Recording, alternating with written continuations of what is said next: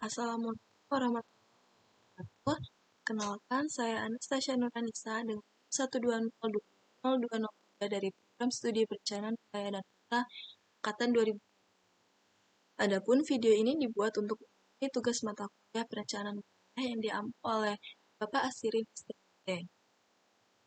Di sini saya akan membahas materi terkait pembangunan wilayah berdasarkan paradigma Keynesian. Adapun outline bahasan yang pertama adalah sejarah perkembangan teori Keynesian pada pembangunan wilayah, 2. Pokok pemikiran teori Keynesian, 3. Definisi pembangunan wilayah dan kebijakan pembangunan wilayah dengan pendekatan Keynesian, yang keempat, studi kasus, dan terakhir, kebijakan pengembangan kawasan industri Cikarang. Yang pertama, sejarah perkembangan teori Keynesian pada pembangunan wilayah. Dalam teori Keynesian digunakan pendekatan teoritis yang meliputi rekonstruksi Keynesianisme, stimulasi sisi permintaan, dan dukungan sisi suplai untuk industri utama dan industri. Sedangkan ideologi politiknya yaitu fungsi pemerintah, demokrasi sosial, kohesi dan solidaritas teritorial nasional. Intervensi pemerintah adalah tindakan pengaturan yang diambil oleh pemerintah yang berupaya mempengaruhi keputusan yang dibuat oleh individu, kelompok, dan organisasi tentang masalah sosial dan ekonomi. Atau dengan kata lain, setiap tindakan yang dilakukan oleh pemerintah yang mempengaruhi pasar dengan tujuan mengubah keseimbangan atau hasil dari mekanisme pasar bebas. Demokrasi sosial adalah gagasan bahwa negara perlu memberikan keamanan dan kesetaraan kesempatan bagi rakyatnya dan harus secara aktif menata ulang masyarakat dengan cara kondusif bagi perkembangan. Sedangkan kebijakan kohesi adalah kebijakan dengan tujuan meningkatkan kesejahteraan ekonomi dan juga untuk mengatasi kesenjangan wilayah. Selanjutnya yaitu pokok pemikiran teori Keynesian.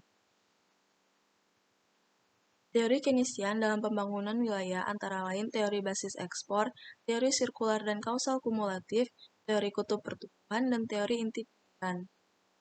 Dalam teori basis ekspor, menekankan pada sisi permintaan, artinya perbedaan pertumbuhan wilayah ditentukan oleh perbedaan wilayah dalam pertumbuhan ekspor barang dan jasa yang dijual di luar wilayah dan atau di luar negeri. Teori basis ekspor Keynesian berbeda dengan teori neoklasik. Perbedaannya terletak di jika di basis ekspor fokus pada keunggulan komparatif dalam menyediakan dan mendukung produksi komoditas yang memiliki permintaan di luar wilayah. Sedangkan dalam teori neoklasik menekankan pada keunggulan komparatif efisiensi dan produktivitas faktor produksi. Menurut teori ini, wilayah yang mengekspor lebih besar maka wilayah tersebut yang lebih tumbuh perekonomiannya. Ada dua teori sirkular dan kausal kumulatif terkait penjelasan kesenjangan wilayah. Pertama, Myrdal menjelaskan kesenjangan wilayah dengan memasukkan faktor-faktor ekonomi dan non-ekonomi. Kedua, teori Kaldor yang menjelaskan hanya dari sisi faktor ekonomi saja. Selanjutnya, teori kutub pertumbuhan. Menurut teori ini, perkembangan ekonomi wilayah akan memusat di suatu wilayah yang memiliki aglomerasi industri penggerak perekonomian wilayah. Secara ringkas, pokok pemikiran Keynesian dalam pembangunan wilayah antara lain.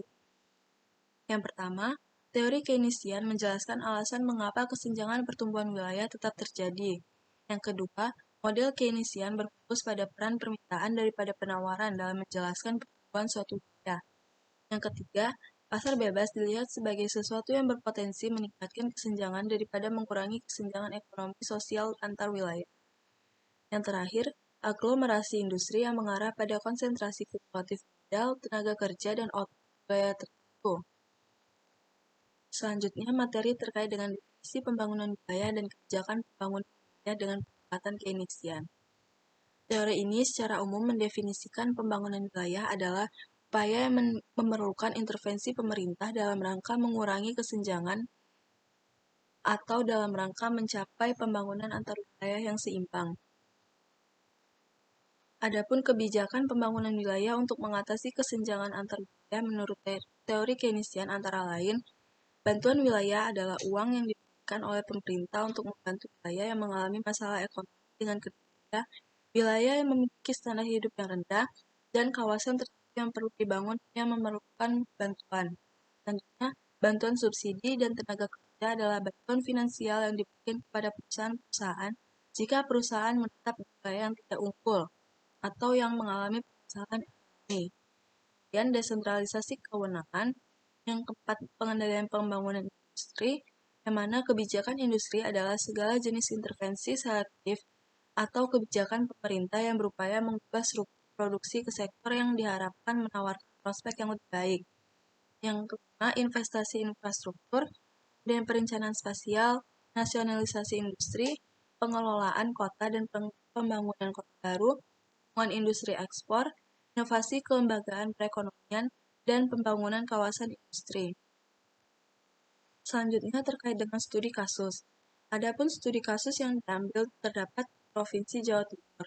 Di Jawa Timur, konsumsi masyarakat dari tahun ke tahun terus meningkat seiring perkembangan pendapatan dan kebutuhan uang yang kian meningkat. Seiring dengan meningkatnya pendapatan, maka jumlah uang yang beredar di masyarakat juga akan meningkat dan berdampak pada adanya inflasi. Inflasi di Jawa Timur sendiri dari tahun ke tahun mengalami perubahan yang dinamis. Perubahan tersebut menunjukkan dinamika ekonomi Jawa Timur yang terus bergejolak menghadapi permasalahan ekonomi dalam negeri. Maka, pemerintah hendaknya mengendalikan inflasi karena akan berdampak pada konsumsi masyarakat. Selanjutnya terkait dengan kebijakan pengembangan kawasan industri Cikarang. Kebijakan pengembangan kawasan industri Cikarang merupakan kawasan industri di Cikarang merupakan kawasan industri yang potensial mengingat sekitar 2.125 unit pabrik yang berasal dari 25 negara berlokasi di kawasan tersebut. Namun, besarnya nilai dan volume ekspor dari kawasan membutuhkan kebijakan investasi pada infrastruktur, yaitu pembangunan bandara baru di sekitar Cikarang guna mengakomodasi arus barang. Sekian materi dari yang dapat saya sampaikan. Lebih dan kurang saya mohon maaf. Wassalamualaikum warahmatullahi wabarakatuh.